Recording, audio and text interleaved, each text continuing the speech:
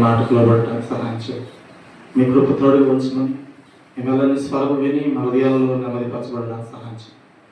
ఇదిగో ప్రభా, ఈ దినాన్ని ప్రభా కష్టం ఉన్నటువంటి దాసులు దర్శించి పూర్ణమైన స్వస్థతను ఉద్యోగులైనటువంటి మీ నామం పేరిట ప్రకటిస్తున్నాం.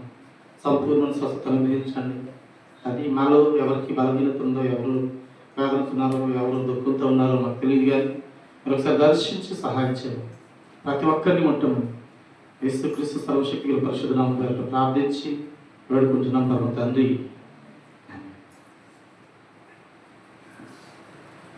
దేవుని నామానికి మహిమ కలుగును గాక. హల్లెలూయా. ఇక్కడ చదవబడినటువంటి కీర్తన భాగాన్ని చూసినప్పుడు, సైన్యములకు అధిపతి యెహోవా నీ నివాసములు ఎంత రమ్యములు. హల్లెలూయా. అర్థమవుతుందమ్మా? దేవుడు నివసించేటువంటి నివాసాలు ఎంతో రమ్యమైనవి, విలువైనవి.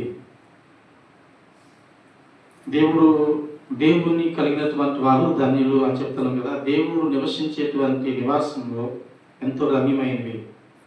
హల్లెలూయా. అర్థమవట్లేదు కదా? దేవుడు ఎక్కడ నివసిస్తున్నాడు?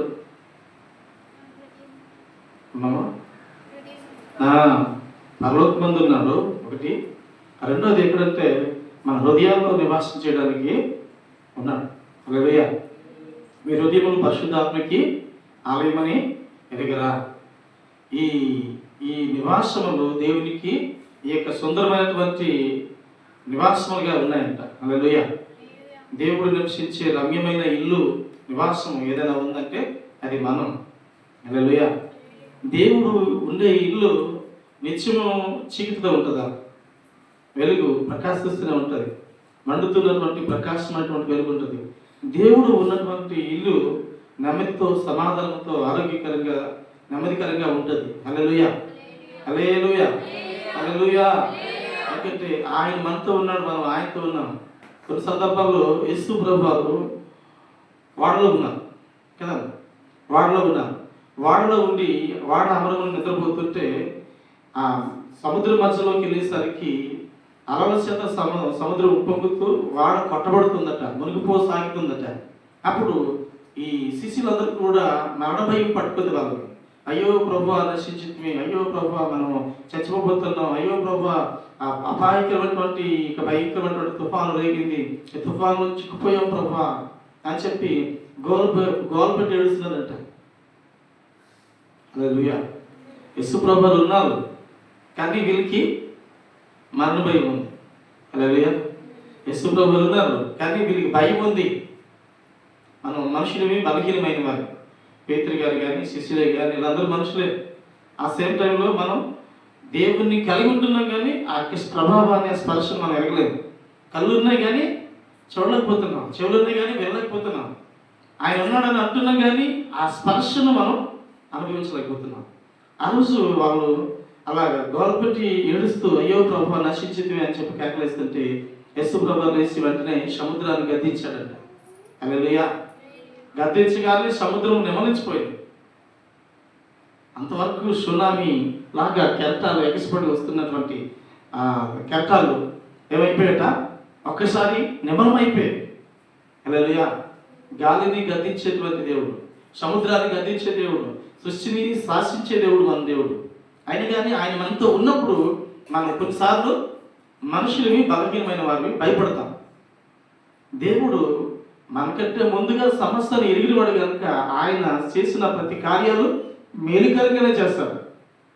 ప్రతిదానికి సమయం ఉంది కనుక సమయం వచ్చినప్పుడు జరిగిస్తాడు. వాటిని జరిగించే వరకు సిద్ధంగా ఉండాలి, ఓపికతో ఉండాలి, సాత్వికంతో సహనం కలిగి ఉండాలి, చివరి శ్వాస వరకు కూడా నమ్మకంగా ఉండాలి. హల్లెలూయా. మన సహనం కానీ, మన సాత్వికం కానీ కోల్పోతే సాతాను దగ్గరికి దొరికిపోతాం. ఒక నక్సలైట్ ఉన్నాడంట. అన్న సాక్ష్యం చెప్తూ ఇంటర్వ్యూలో మాట్లాడుతూ ఆయన ఎక్కడికో పని మీద, అన్నల పని మీద వెళ్ళాడంట. అన్నల పని మీద వెళ్ళి టౌన్లోకి వెళ్ళి వస్తుంటే ఆయన ఎక్కిన బస్సు పోలీసు బెటాలియన్ ఎక్కేసిందట. హల్లెలూయా. ఆయన అనుకున్నాడంట, నా కోసం ఎవడో ఇన్ఫర్మేషన్ ఇచ్చేశాడు, ఈరోజు నా పని అయిపోయినట్లు ఉంది, ఈరోజు నన్ను పట్టేసుకుంటారు, ఈరోజు నన్ను ఎన్కౌంటర్ చేస్తారేమో, ఒకవేళ నన్ను తీసుకెళ్ళి చిత్రహింసలు పెడతాడేమో అనుకున్నాడంట. కానీ వచ్చి పక్కనే కూర్చున్నాడంట. చుట్టూ పోలీసులు ఉన్నారంట. కానీ ఈయన కంగు తినకుండా చాలా ప్రశాంతంగా ఉన్నాడంట. ప్రశాంతంగా ఉండి ప్రశాంతంగా ఉన్న తర్వాత వీళ్ళు దిగవలసినటువంటి లాస్ట్ స్టాప్ వచ్చిందంట. లాస్ట్ స్టాప్ వచ్చేసరికి ఎవరున్నారా అంటే చాలా మంది దిగిపోయారట.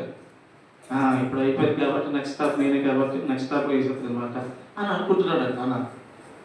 కానీ ఆయన వచ్చేసి గన్ కూడా నువ్వు పట్టుకురా బాబు, నువ్వేం చదువుతున్నావు, ఎక్కడ చదువుతున్నావు, ఏంటి నీ పరిస్థితి ఏంటి అని చెప్పి పోలీసులు అడిగాడు. పక్కన కూర్చో పోలీసు అడిగిన విషయాలు చెప్తున్నాడంటే, నేను పలానా దగ్గర చదువుకుంటున్నాను, పలానా కాలేజీకి, పలానా ఊరు నుంచి పలానా ఊరు మాది, ఊరు వెళ్తున్నాను అని చెప్తున్నాడు, ధైర్యంగా చెప్తున్నాడు. కానీ ఆయన అన్న ఇది నా కోసం తెలిసిపోయిందని అనుకుంటున్నాడు, భయం ఉంది. కానీ ప్రశాంతంగా ఉన్నాడంట.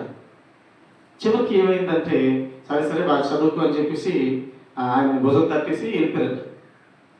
ఒక క్షణం కనుక ఆ తొందరపడుతనంలోనూ గన చేతులెట్టాడని చెప్పేసి దడదడాలను కాల్చాలని బాగా వేసిన, లేదా ఈయన దగ్గర ఉన్నటువంటి ఏదో ఒక గన్ ఏదో తీసి ఏదైనా ప్లాన్ చేయాలనుకున్నా ఆయన ప్రాణం పోతుంది, మిగతా వారి ప్రాణం కూడా పోతుంది. అంటే ఒక సాత్వికం లేదా దీర్ఘశాంతం లేదా ఉన్నటువంటి సహనము అనేది చాలా ప్రాముఖ్యమైనది. ఓపిక చాలా ప్రాముఖ్యమైనది. అది లేకపోతే ప్రాణాలు పోతాయి. తొందరపడి నోరిప్పిన, తొందరపడి పరిగెత్తిన, తొందరపడి ఒకవేళ ఏ కార్యం చేసినా కానీ ఆయన చేతిలో బలైపోయాడు. అలాగా దేవుని యొక్క కార్యాలు ఆలస్యంగా జరుగుతాయి, కానీ ఆలస్యమైన అద్భుతాలు జరుగుతాయి. హల్లెలూయా, హల్లెలూయా. ఆలస్యమైన అద్భుతాలు జరుగుతాయి. అంత మన జీవితాలు చూసినప్పుడు సారా జీవితంలో మనకి లేదనుకుంటాం, సారా గర్భం ఉడికిపోయింది, వృద్ధాప్యంలోకి వెళ్ళిపోయింది అనుకుంటాం, లేదనుకున్నాం. కానీ దేవుడు గర్భాలు తెరిచాడు. మళ్ళీ హన్న ఉంది, హన్నకి గొడ్రాలని పేరు వచ్చింది. హల్లెలూయా. ఈ హన్న గొడ్రాలుగా పేరు పొందినటువంటి ఆవిడకి మళ్ళీ సమయంలో కన్న తర్వాత మరలా పిల్లలు కలిగింది. హల్లెలూయా. కుమార్తెలు కలిగినటువంటి తల్లిగా మార్చబడింది. అంటే ఇంకా లేదు, నా జీవితం అయిపోయింది అనుకుంటా, కానీ అసలు నుండి సమస్తాన్ని చేసిన దేవుడు ఆయన మనతో ఉన్నాడు కనుక ఏదైనా చేయగలరు. హల్లెలూయా. కనుక ఆయన నివాసించినటువంటి నివాసములు రమ్యములైనవి, మనం రమ్యమైన వారిని అనే సంగతి మనకు తెలియదు. నేను దేవుని యొక్క ఇల్లుని, దేవుని యొక్క పరిశుద్ధమైనటువంటి ఆలయాన్ని, దేవుడు నన్ను ఎన్నుకున్నటువంటి గొప్ప సాధనాన్ని దేవుడు నా ద్వారాగా గొప్ప కార్యాలు చేయడానికి ఎన్నుకున్నాడు అన్న సంగతి మనకు తెలియదు. ఆ రమ్యమైనటువంటి నివాసంగా మనం ఉన్నామని ఎరిగి ఉండాలి. చదవండి కిందకి. యెహోవా మందిర ఆవరణములను చూడవలనని ఎంతో ఆశపడుచున్నది, అది సమస్యలుచున్నది.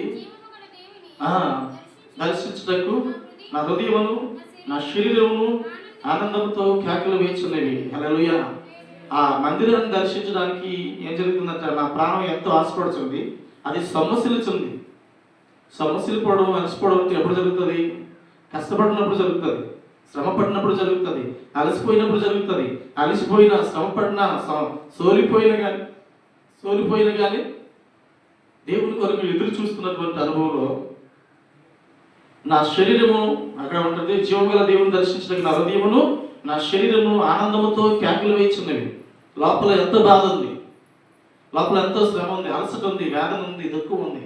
కానీ దేవుణ్ణి ఆరాధించడానికి ఆ ఆనందం వేరు. హల్లెలూయా. నా హృదయము నా శరీరమును ఆనందంతో కేకలు వేయుచున్నవి అంటాడు. మన లోపల ఎంత బాధనే ఉంటుంది, కానీ దేవుడిని ఆరాధించడానికి మాత్రం సంతోషంగా రావాలి, దేవుని నామాన్ని మహిమపరచాలి. అక్కడ చూడండి, సైన్యములకు అధిపతి యెహోవా నా రాజా, నా దేవా, నీ బలిపీఠం నందునే పిచ్చుకులకు నివాసం దొరికను, పిల్లల పెట్టులకు పెట్టుటకు వారికవులకు గూటి స్థలము దొరికను. అంటే చిన్న చిన్న వాటికి వరకు అక్కడ నీకు దగ్గర నివాసం చేస్తున్నాయి. వాటికి క్షేమం ఉంది, వాటికి నెమ్మది ఉంది, వాటి గృహాలు ఉన్నాయి, వాటికి నీ యొక్క అండర్లో ఉండడానికి బట్టి క్షేమం ఉంది. నీ మందిరం ముందు నివసించే వారు అందరూ ధన్యులు, వారు నిత్యము నిన్ను స్తుతించెదరు. నీ వలన బలమునందు మనుషులు ధన్యులు. హల్లెలూయా. దేవుని వలన బలమునందునటువంటి మనుషులు ధన్యులు. అంటే ఆయన నాతో ఉన్నాడు, నేను ఆయనతో ఉన్నాను అన్నటువంటి ఆ నిర్ధారణ ఎప్పుడైతే కలిగి ఉంటారో జటీయుడు భయపడ్డాడు. హల్లెలూయా. ఆయన నాతో ఉన్నాడు, నేను ఆయనతో ఉన్నాను అన్నటువంటి నిర్ధారణ మన జీవితంలోనికి రావాలి.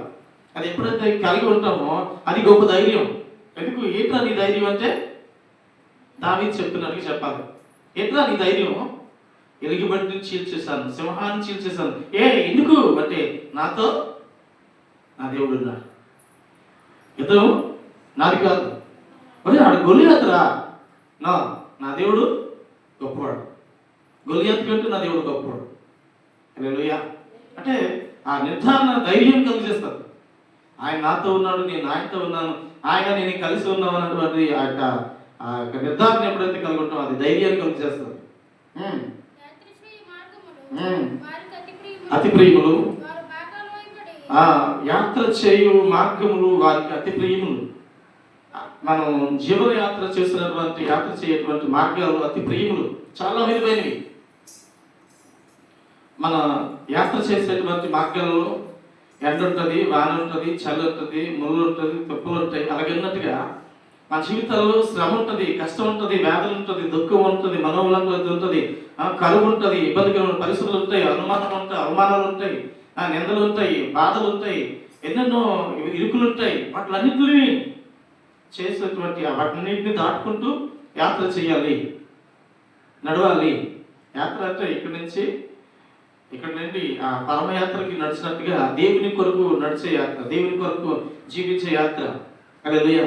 భూమి మీద 3 నెలలు మంచిగా బ్రతుకుతాం, కానీ మనం వెళ్ళవలసినటువంటి యాత్ర ఒకటి ఉంది. ఆ యాత్రకి, ఆ రాజ్యానికి వెళ్ళడానికి భూమి మీద సక్రమైనటువంటి మార్గంలో నడవాలి. నేనే మార్గమును, సత్యమును, జీవము, నా ద్వారా తప్పడును తండ్రి ఎందుకు పోలేడు. కనుక ఆయన వెంబడిస్తూ ఆ యాత్ర మార్గంలో మనం నడవాలి. హల్లెలూయా.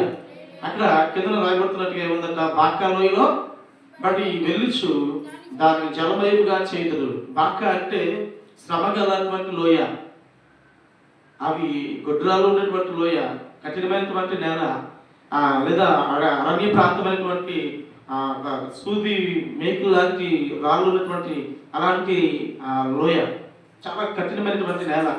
అలాంటి లోయ దాటి దేవుని మందిరానికి వెళ్తున్నటువంటి అనుభవం. హల్లెలూయా. మన జీవితంలో ఎన్నో శ్రమలు, ఎన్ని కష్టాలు, ఎన్ని ఇబ్బందికరమైనటువంటి పరిస్థితులు, వాటిలో అనేటువంటి ఆ శ్రమల నుండి అధిగమించి వెళ్ళాలి దేవుని నామాన్ని ఆరాధించడానికి. హల్లెలూయా. కష్టం వచ్చిందనో, తలనొప్పి వచ్చిందనో, జ్వరం వచ్చిందనో, ఆకలి వేసిందనో, లేకపోతే ఇంటి దగ్గర లేదనో చెప్పేసి మందిరానికి మానేసినటువంటి మహానుభావులు ఉంటారు. కానీ ఇక్కడ ఏది ఏమైనా పర్లేదు కానీ నా దేవుని సన్నిధికి వెళ్ళాలి. కొన్నిసార్లు మనం సమయాన్ని సక్రమంగా పాటించాం, క్రమాన్ని మనం పాటించాం. అన్ని విషయాల్లోనూ క్రమంగా ఉంటారు, కానీ దేవుని విషయంలోకి వచ్చేసరికి క్రమం తప్పిపోతుంటాం. ఎందుకంటే దేవుడు ఏమన్ను అన్నటువంటిది, కానీ దేవుడు చూస్తున్నాడు అన్న సంగతి మర్చిపోతాం. ట్రైన్కి వెళ్ళాలంటే టైంకి వెళ్ళకపోతే ట్రైన్ ఆగదు, బస్కి వెళ్ళాలంటే టైంకి వెళ్ళకపోతే ఆగదు, ఒకవేళ స్కూల్కి వెళ్ళాలంటే టైంకి వెళ్ళకపోతే తర్వాత మళ్ళీ స్కూల్లోకి రానివ్వరు, ఒకవేళ ఆఫీస్కి వెళ్ళాలంటే టైంకి వెళ్ళకపోతే రానివ్వరు, మందిరానికి ఎప్పుడైనా వెళ్ళచ్చు, ఎవరు అడగరు. కానీ దేవుడు మాత్రం చూస్తున్నాడు, మన క్రమము, మన దానిని చూస్తున్నాడు. కనుక దేవుడు చూస్తున్నాడు కనుక మనం ఏం చేయాలంట, మన క్రమాన్ని పాటించాలి. ఆ క్రమంలో నుండి ఆ బాకాలో దాటాలి. శ్రమే, కష్టమే, బాధే, కానీ అవి దాటుకుంటూ దేవుని యొక్క మందిరానికి వెళ్ళినటువంటి అనుభవం. ఈరోజు దినాన నీవు నేను మనం అలాంటి అనుభవం గుండా ఉండొచ్చు కాక, శ్రమంలో ఉండొచ్చు కాక, కష్టం ఉండొచ్చు కాక, వాటిని అధిగమించాలి. వాటిని అధిగమించుకుని దేవుడిని ఆరాధించాలి. ప్రార్థనప్పుడు వెంటిలేషన్ మీద ఉన్నటువంటి పాస్టర్ గారికి వాళ్ళ అమ్మగారు వచ్చి, అమ్మా మౌనంగా వండుకో అంటే ఏమిటి అర్థం? ప్రార్థన చేయి, ప్రార్థన చేసుకో, దేవుడితో మాట్లాడు, దేవుడు నీతో మాట్లాడతాడు, ప్రార్థన చేసుకో అని చెప్తుంది. నాకు అక్కడికి వస్తారు అని చెప్పి ఏమో అనకూడదు. హల్లెలూయా. అక్కడక్కడ సచ్చరైపోతుంది, ఇక్కడెక్కడ నొప్పి అయిపోతుంది, అక్కడెక్కడ నోరు అవుతుంది కదా అనకూడదు. ఎప్పుడు కూడా మన మనసు దేవుడితో మాట్లాడాలి, దేవుడితో బంధాన్ని కలిగి ఉండాలి.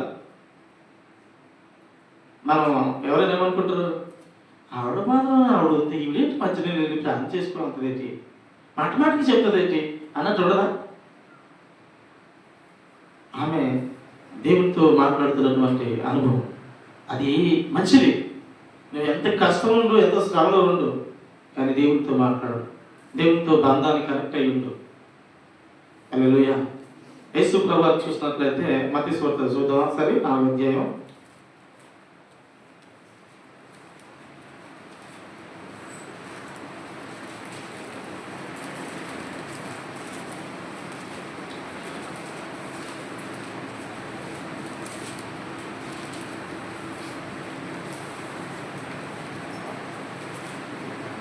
యేసు ప్రభువు 40 దినాలు ఉపవాసం ఉన్నటువంటి దినాల్లో అప్పుడు యేసు అపవాది చేత శోధింపబడుటకు ఆత్మ వలన అరణ్యమునకు కొనుక్కోబడును. రాత్రులు ఉపవాసముడిన పిమ్మట ఆయన ఆకలి కనుక వచ్చి, దేవుని కుమారుడు అయితే ఈ రాళ్ళు రొట్టెలగినట్లుగా ఆజ్ఞాపించమను. హల్లెలూయా, హల్లెలూయా.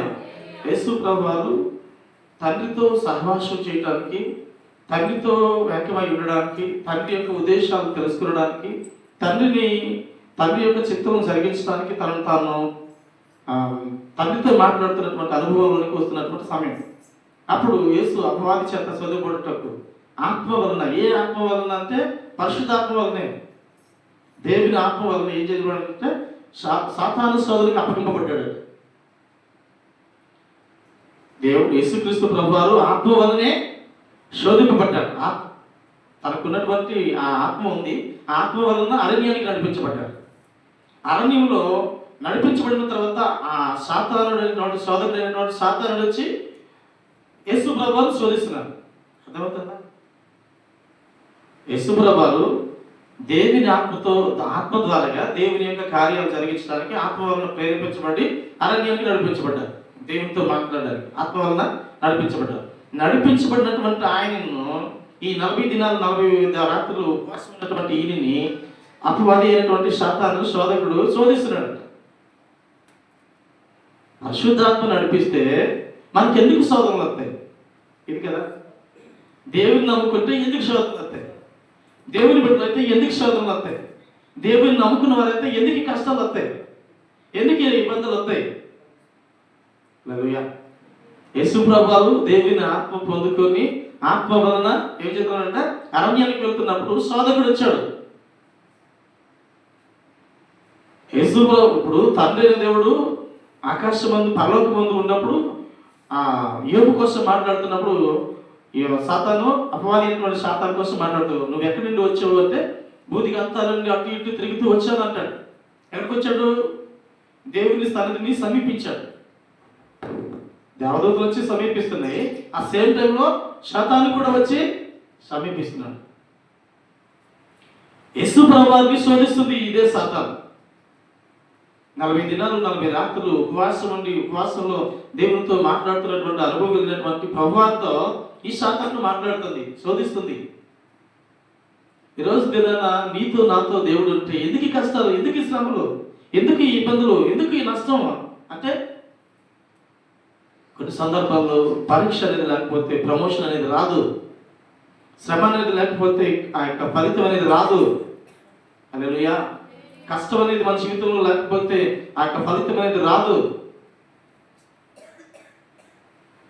ఎందుకు ఇలా జరిగింది, ఎందుకు ఇలా జరుగుతుంది, నాకే ఎందుకు ఇలా జరిగింది? ఎలీషా గొప్ప దైవజనుడు. ఆయన ఆజ్ఞాపిస్తే చాలు అక్కడ ఉన్నటువంటి వారందరూ గుడ్డివారు అయిపోయారు. ఆయన ఆజ్ఞాపిస్తే చాలు నయమాను కుష్ఠవ్యాధి పోయింది కదా, ఎలీషా కదా అన్నాడు, పోయింది. ఎలీషా చాలా అద్భుతాలు చేశాడు. ఈ ఎలీషాకి రోగం వచ్చింది. ఏ రోగం తెలుసా? మరణకరమైనటువంటి రోగం. అదేంటంటే పుండు పుట్టిందట. హల్లెలూయా. శరీరంలో ఆ పుండు పుట్టి ఆ పుండు వలన క్షీణించి చనిపోయాడు. అందరినీ బాగు చేసినటువంటి ఎలీషా, అందరికీ మేలుకరంగా ఉన్నటువంటి ఎలీషా, అందరినీ శాసించగలిగినటువంటి ఎలీషా, ఏలియా కంటే 2 ఆత్మ కలిగినటువంటి ఎలీషా ఏమైందట? మరణకరమైనటువంటి పుండి పుట్టి వృద్ధాప్య మందు సామాన్య మనుషులకి చచ్చిపోయాడు. మళ్ళీ ఆయన ఎముకలు తగిలి చచ్చిపోయినటువంటి శవంలో లేచి బ్రతికిపోయిందట. అదే శవంలో ఒక శవాన్ని మోసుకొస్తూ అవతల నుంచి శత్రువులు తరుగుతున్నారని ఈ శవాన్నేమో ఎలిషాసు ఉండేటువంటి సమాధి దగ్గర గుహలో పెడితే ఆ ఎముకలు తగిలి ఈ చచ్చిపోయినటువంటి శవం బ్రతికేసింది. హల్లెలూయా. అంత శక్తివంతుడైతే మరి ఎందుకు మరణకరమైనటువంటి పుట్టుతో చనిపోయి వస్తుంది? దేవుడు ప్రతి వానికి వాని కావాల్సిన నిర్ణయించిన ప్రతిదీ జరగాలి. హల్లెలూయా. ఆయన అంత అభిషక్తుడైతే, అంత పూర్ణ బలంతో నింపబడిన వాడైతే ఎందుకు ఈ శోధన రావాలి? దేవుడు అనుమతించినటువంటి కార్యాలు జరగాలి. హల్లెలూయా. మనం అనుకుంటాం ఆపరేషన్ ఎందుకు, ఆపరేషన్ జరగకుండా చేయి ప్రభు అంటుంటాం కదా. చాలాసార్లు కొంతమంది అయ్యా ప్రార్థన చేయండి, మా పాస్టర్ గారికి కిడ్నీ మీద గడ్డ ఉంది, ఆ గడ్డను ఏం చేయాలంట, ఆపరేషన్ చేసి తీయాలంట, కాబట్టి ప్రార్థన చేయాలంటే ప్రభు ఆపరేషన్ చేయొద్దునైనా అని చెప్పి ప్రార్థన చేశారంట. కొంతమంది ఆపరేషన్ చేయకుండా బాగుపడిపోలేదు. Operation అనేదంట life ఇస్తుందంట. అంటే మనకు కొద్ది కాలం జీవించేటువంటి విధానం ఇస్తుంది. గాయం మనకి బుద్ధి నేర్పుతుంది, కష్టం మనకి జ్ఞానాన్ని నేర్పుతుంది, భవిష్యత్తును తెలియజేస్తుంది. ఈ ఆపరేషన్ అనేది ఏం చేస్తుందంటే లోపల ఉన్నటువంటి ఆ గడ్డ ఏదైనా కానీ ఆ గడ్డ తీసేసిన తర్వాత ఇప్పుడు ఏమైపోయింది కదా, ఆరోగ్యం అయిపోయి మళ్ళీ పూర్ణ శక్తితో నిలబడుతుంది. హల్లెలూయా. అంటే గడ్డ 15 సంవత్సరాల తర్వాత ముసలైపోతుందట. ముసలైపోయిన తర్వాత దాని ముక్కు, సాపుకునేటువంటి ముక్కు కాస్త వంగిపోతుందట. వంగిపోయినటువంటి కాళ్ళు, ఇలా ఉండవలసినటువంటి కాళ్ళు ఇలా వంగిపోతాయట. అలా ఉండినప్పుడు వృద్ధాప్యంకి వెళ్ళిపోయి తినలేనటువంటి స్థితికి వెళ్ళిపోయినప్పుడు ఆకాశంలోకి ఎగిరిపోయి ఒక బండ మీదకి వెళ్ళిపోయి ఏం చేస్తుందట, తాను గాయపరుచుకుంటుందట, ఆపరేషన్ చేసుకుంటుందట. ముక్కుని నాకేసి రాకేసి కొట్టి మన ముక్కుని మాట్లాడగల పడతావా, పడతాను రేగా అంటారు. పిల్లలు ఏమైనా వెళ్తుంటా ముక్కుతో ఆడుకుంటుంటే చాలు అని చెప్పి వెళ్తుంటాం. అలాంటిది ముక్కుని పడాలంటూ అటు ఇటు కొట్టి ఆ ముక్కు ఏం చేస్తుందట, ఆ ముక్కులో ఉన్నటువంటి ఇది అరిగిపోయి రాలిపోవాలి, కిందకు ఉన్నటువంటి దాన్ని వంకిలాగా ఉండేదాన్ని ముక్కు రాలిపోవాలి. అప్పుడు ముక్కు మళ్ళీ సూదిగా చిలక ముక్కులాగా అయిపోతుంది. అప్పుడు ఆ ముక్కుతో కొద్ది రోజుల పాటు అలాగా ఎదురు చూస్తుందంట. ఈ గాయం మానాలి, రక్తం కారుతుంటది, గద్దకి రక్తం ముక్కంట కారుతుంటది. ఎందుకంటే కోరుండి ఏం చేస్తుందంటే తన ముక్కుని బండకి రాస్తుంది గడ్డ లోపల నుంచి బుర్ర కదిలిపోతుంది. తనంతా కదిలిపోదా బండకు కొడుతుంటే ఆ బుర్ర కదిలిపోతుంది, ఇలాగ ముక్కు కదిలిపోతుంది, అంత నరాలన్నీ నొప్పు. అలాంటి అనుభవంలో కొద్ది రోజుల పాటు తిన్న మానేసుకుంటుంది, భోజనం ఉండదు. అలాంటి అనుభవం ఉండి ఆ ముక్కు ఎప్పుడైతే కొంచెం గాయం మానుతుందో, అప్పుడు ఎప్పుడైతే ముక్కు అయితే బాగుంటుందో అప్పుడు ఈకలు పీకించుకుంటుంది మొత్తం. హల్లెలూయా. ఎక్కడైతే పెద్ద వెంట్రుకలు పెరిగిపోయాయో ఆ పెద్ద వెంట్రుకలన్నీ పీకించుకుంటుందట. మళ్ళీ అదే ముక్కుతోటి తన కాలు గోరుని కొరికి లాగేసుకుంటుందట. అప్పుడు మళ్ళీ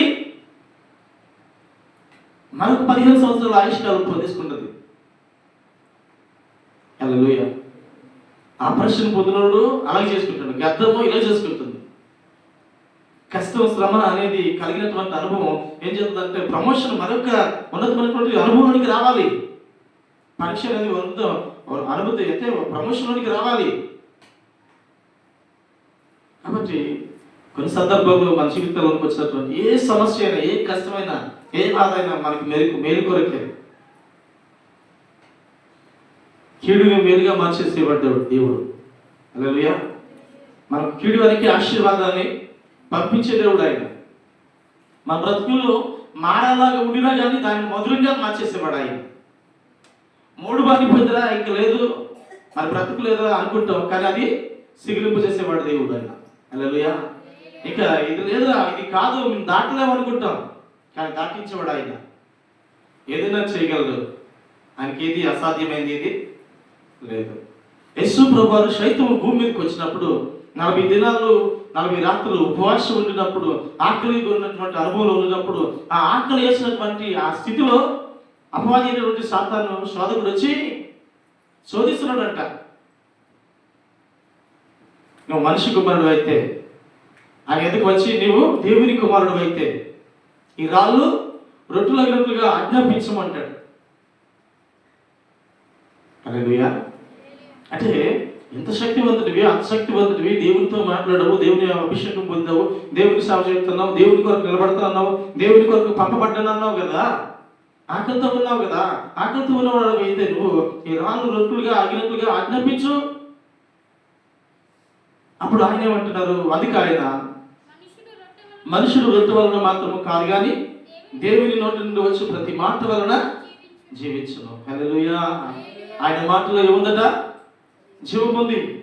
నేను అనుకుంటున్నాను, మనం అనుకుంటున్నాం ఆపరేషన్కి డబ్బులు సరిగ్గా సరిపోయి అందరూ అప్ప తెచ్చి మొత్తం పెద్ద రెడీగా వచ్చాం, ఇంక పర్వాలేదని చెప్పేసి ఆ గుండె మీద చేతులు వేసుకొని కాలు మీద కాలు వేసుకొని ఉండడానికి లేదు.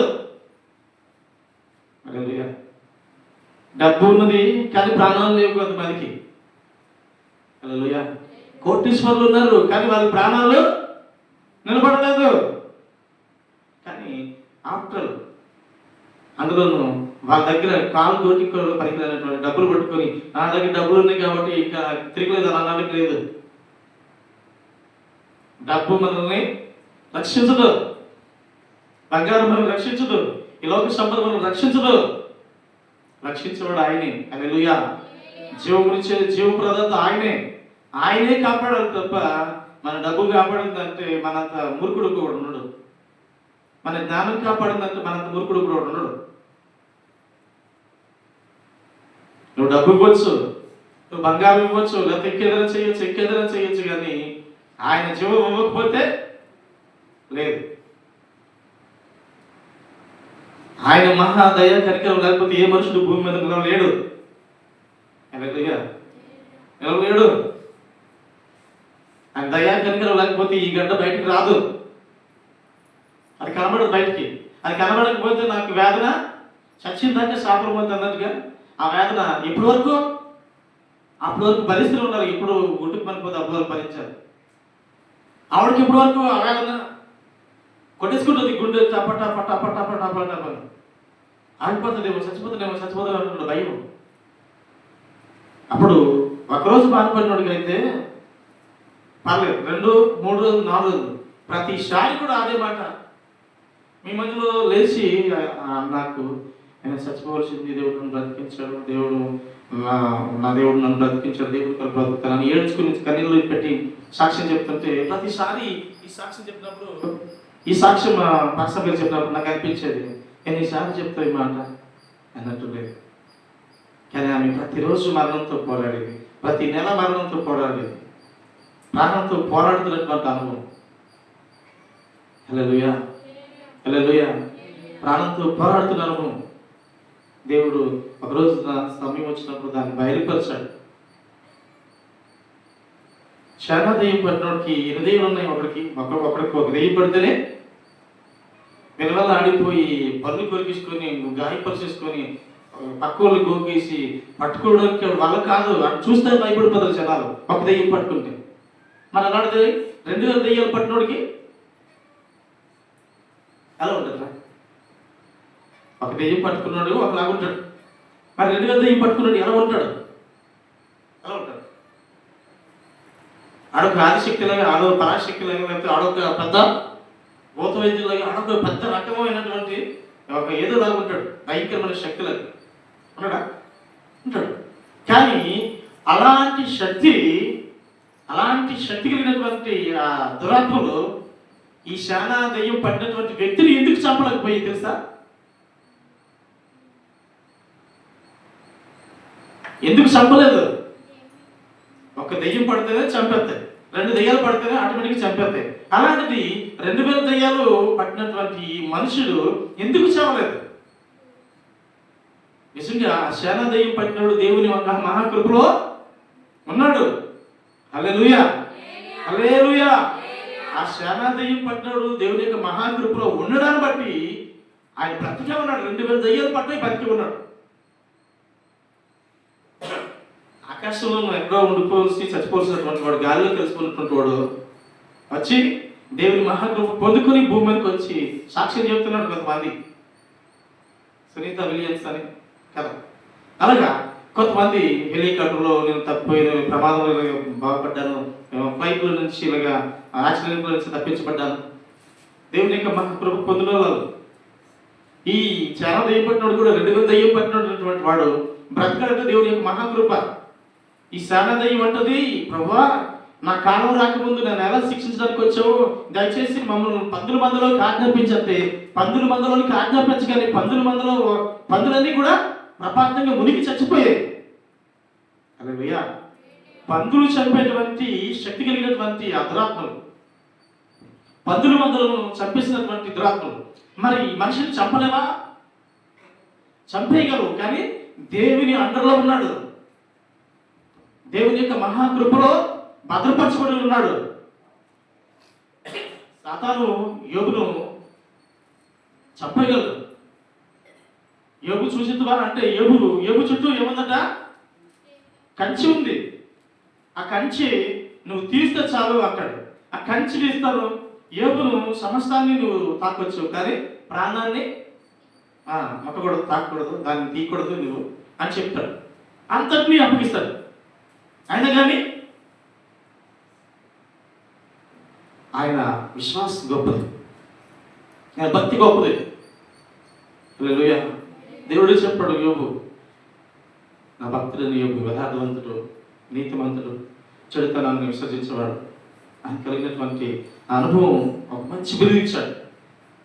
ఆయన విషయంలో శాతాను ఏం చేయలేకపోయింది. కారణం ఏంటంటే దేవుని యొక్క అండర్లో ఉన్నాడు. హల్లెలూయా. అంటే ఇప్పుడు యేసు ప్రభువు కూడా శోధింపబడుతున్నటువంటి అనుభవంలో ఉన్నారు. శోధింపబడుతున్నటువంటి అనుభవంలో ఉండి యేసు ప్రభువు ఏమంటున్నాడంటే, మనుషుడు రొట్టె వలన మాత్రము కాదు కానీ దేవుని నోటి నుండి వచ్చు మాట వలన జీవించుంది. దేవుని మాటే మనుషులు జీవింపజేస్తుంది.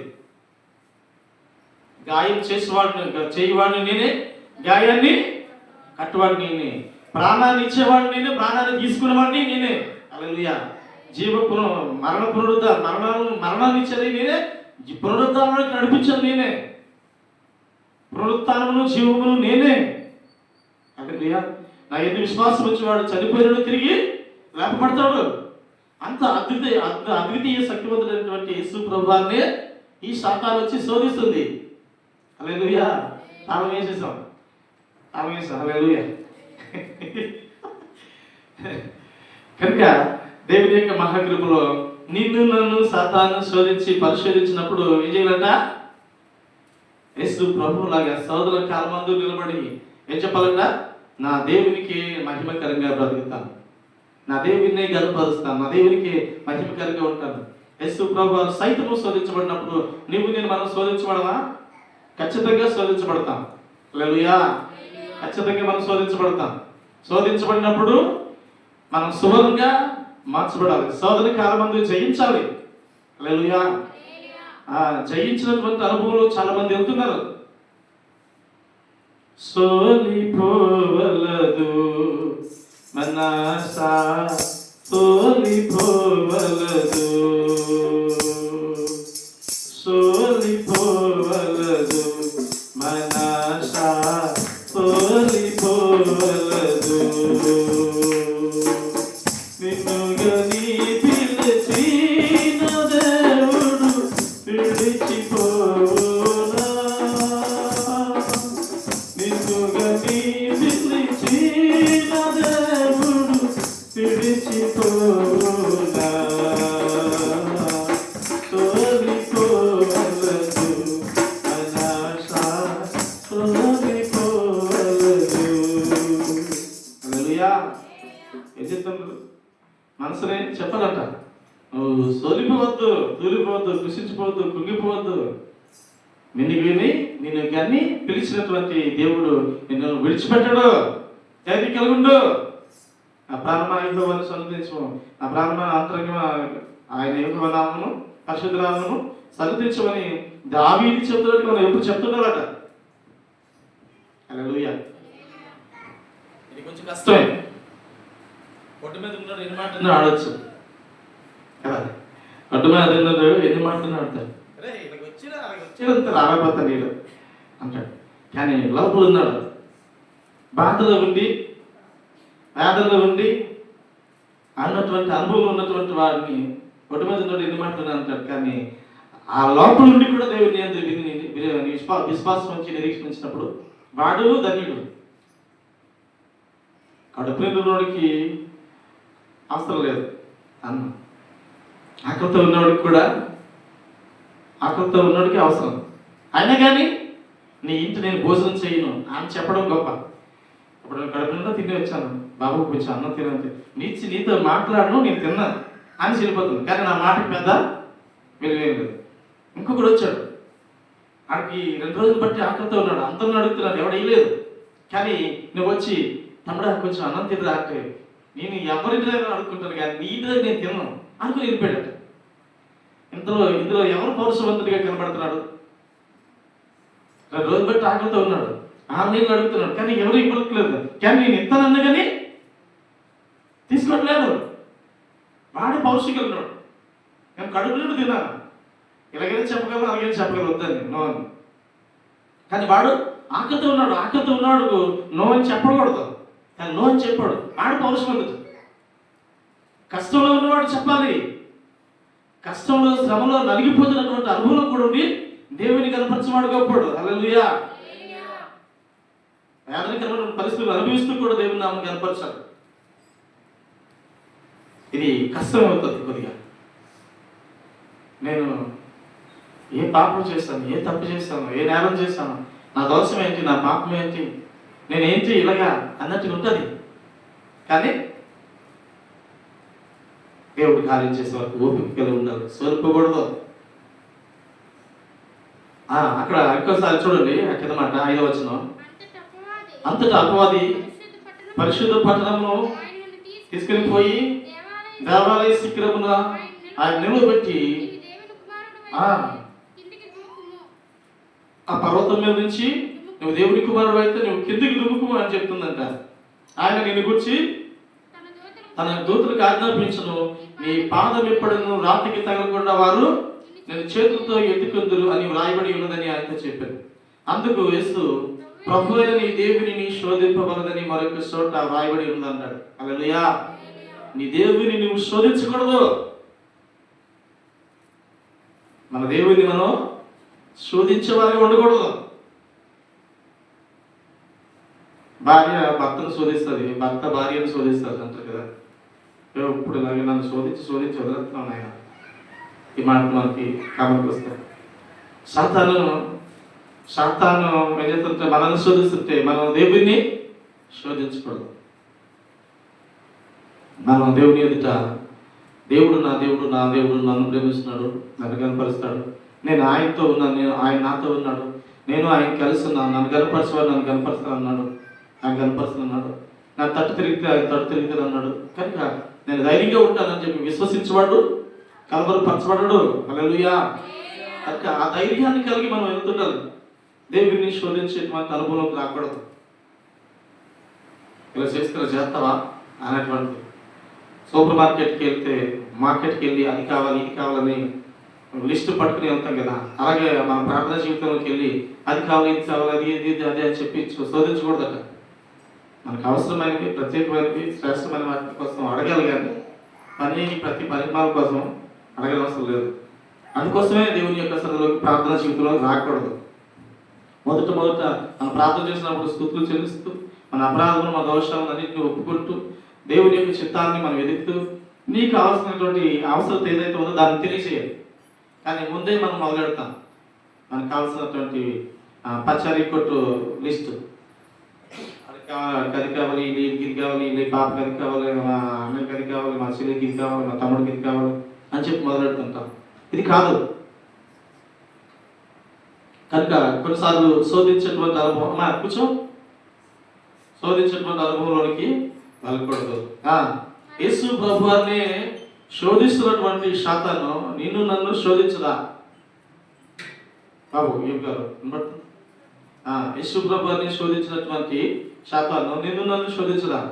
మరి యేసు ప్రభు శోధనలో ఆయన ఓడిపోయాడా? లేదు. ఆయన మార్గం గుండా వెళ్తున్నటువంటి మనం కూడా ఓడిపోకూడదు. అందుకని మనం క్రీస్తు యొక్క స్వరూపంలోనికి మార్చబడుతున్నాం. హల్లెలూయా. క్రీస్తు యొక్క స్వరూపంలోనికి రూపాంతరపరచబడుతున్నాం. దేవుని బిడ్డలుగా దేవుని యొక్క సన్నిధిలో దేవుని ఆత్మతో నింపబడి భూమి మీద ఆయన కొరకు కనిపెట్టేవారుగా ఆయనలాగా నీవు నేను మనం యేసయ్యలాగా మారిపోవడం అన్నటువంటి అనుభవంలోనికి నడిపించబడాలి. ఎందుకంటే మన మాదిరి ఆయన ఒక మాదిరిగా నీకు నాకు ఒక మార్గాన్ని చూపించడానికి, ఒక మాదిరిగా ఉండడానికి ఆయన భూమి మీదకి మానవ శరీరాన్ని ధరించి రావడం జరిగింది. ఇప్పుడు నేను మనం వెంబడించవలసింది ఎవరంటే ఆయన్ని. ఇదిగో లోక పాపం మోసుకుంటున్న దేవుని గొర్రె పిల్ల అని చెప్పి ఇప్పుడు నేను మనం ఆ గొర్రె పిల్లను మనం వెంబడించేవారుగా ఉండాలి. హల్లెలూయా. యోహాను బాప్తిస్మిచ్చే యోహాను ఇదిగో బాప్తిస్మిచ్చు యోహాను చెప్తున్నటువంటి మాట ఏంటంటే లోక పాపం మోసుకుని పోవచ్చున్న దేవుని గొర్రె పిల్ల అనగానే కొంతమంది శిష్యులు యేసు ప్రభువుని వెంబడించారు. యోహాను గారిని వదిలేశారు. బాప్తిస్మిచ్చే యోహాను వదిలేసేసి ప్రభువాన్ని వెంబడించారు. ఈరోజు సత్యమైనటువంటి మార్గం మన ఎదుట కలుగుతున్నప్పుడు సత్యాన్ని మనం వెంబడించాలి. పరిశుద్ధాత్మను పొందుకున్నటువంటి మన జీవితాల్లో కొన్ని శ్రమలు వస్తాయి. దేవుని ఆత్మతో నడిపింపబడుతున్నటువంటి సమయాల్లో మన జీవితాల్లో కష్టాలు వస్తాయి, బాధలు వస్తాయి, వేదన వస్తుంది, దుఃఖం వస్తుంది. బాధలు లేకుండా భక్తులుగా రాణించలేం. కష్టాలు శ్రమలు లేకుండా ఏ యొక్క వ్యక్తిలో జీవితాల్లో అనుభవం రాదు, జ్ఞానం రాదు. దేవుడు మనల్ని ఈ కష్టాలు కూడా నడిపించినా కానీ దేవునికి మహిమకరంగా మనం నడిచేవారుగా ఉండాలి. మన సహనాన్ని కోల్పోకూడదు, మన యొక్క పరిశుద్ధతను కోల్పోకూడదు, మన భక్తిని కోల్పోకూడదు, దేవుని యందు భయభక్తులను కోల్పోకూడదు. ఎల్లప్పుడూ కూడా దేవునికి ఇష్టంగా జీవించినటువంటి అనుభవం మరి మనం కలిగినటువంటి వారిగా ఉండాలని దేవుడు మనకు తెలియజేస్తున్నాడు. కీర్తనగాడు చెప్తున్నట్టుగా బాకాలో ఈ దాటి దేవుని మందిరానికి వెళ్ళారట. ఆ మందిరము ఎలాంటిదంటే రమ్యమైనవిగా ఉన్నాయంట. ఆ మందిరము నీవు నేనుగా ఉన్నప్పుడు మనం చూసినప్పుడు లోకానికి మనం రమ్యమైన వారుగా కనబడాలి. దేవుడు మనల్ని చూసినప్పుడు నమ్మదగిన వారుగా కనబడాలి. లోకం మనల్ని చూసినప్పుడు వీళ్ళు రమ్యమైన వారు, శ్రేష్టమైన వారు, ఖ్యాతి కలిగిన వారు, విలువైన వారు, వీళ్ళలో ప్రత్యేకత ఉంది, వీరు గనులు, హల్లెలూయా, వీరు గనులు అని చెప్పి నమ్మగలుగుతున్నటువంటి అనుభవంలోకి ఉండాలి. వీళ్ళు సాధారణమైన వాళ్ళు అనేటువంటి పదం మామూలుది, కానీ వీరు గనులు, వీరు శ్రేష్టమైన వారు, వీరు ప్రత్యేకమైన వారు, దేవుని యొక్క కుమారులు, దేవుని యొక్క కుమార్తెలు, దేవుని యొక్క పిల్లలు, వీరు రాసులైన యాచక సమూహం, వీరు సొత్తైన ప్రజలు, వీరు ఒక గుర్తింపు మన దగ్గర ఉండాలి. హల్లెలూయా, హల్లెలూయా. ఆ గుర్తింపు తీసుకొచ్చేది పరిశుద్ధాత్మ దేవుడే. ఆ పరిశుద్ధాత్మ పొందుకున్నప్పుడు మన జీవితాల్లో కొన్ని కష్టాలు ఎదురవుతాయి. ఆ కష్టాలను అధిగమించి ముందుకు వెళ్తున్నప్పుడు మనం ఫలాలను పొందుకోగలుగుతాం. ప్రేమించేటువంటి స్నేహితులంతా గాయపరుస్తారు. ఎందుకు ప్రేమించే స్నేహితులు ఎందుకు గాయపరుస్తారు అంటే తన స్నేహితుడు తప్పు మార్గంలో వెళ్ళిపోకుండా మంచి మార్గంలో నడిపించబడాలని. యేసు ప్రభువు చెప్తున్నాడు, నేను అంటే మనం ప్రేమిస్తున్నాడు కనుక మనల్ని గద్దిస్తాడు, శిక్షిస్తాడు. నీతిమంతుడు గద్దించుట తైలాభిషేకం. హల్లెలూయా. నాయనా, నీతిమంతుడు గద్దించుట తైలాభిషేకం. దేవుడు మనల్ని శిక్షించుట ఆశీర్వాదకరం. దావీదు భక్తుడు అంటాడు, నీ చేతిలో పడుట నాకు క్షేమం అంటాడు. శత్రువుల చేతిలోనా, లేదా దేవత చేతిలోనా, లేదా నా చేతిలోనా అంటే నీ చేతిలో పడుట నాకు మేలు అంటాడు, శత్రువు చేతిలో కంటే. హల్లెలూయా. కనుక దేవునికి మనల్ని మనం అప్పగించుకుందాం, దేవుని యొక్క కార్యాలు మనం పొందుకుందాం. దేవుడు మనల్ని, మన కుటుంబాలను ఆశీర్వదించి నడిపించును గాక.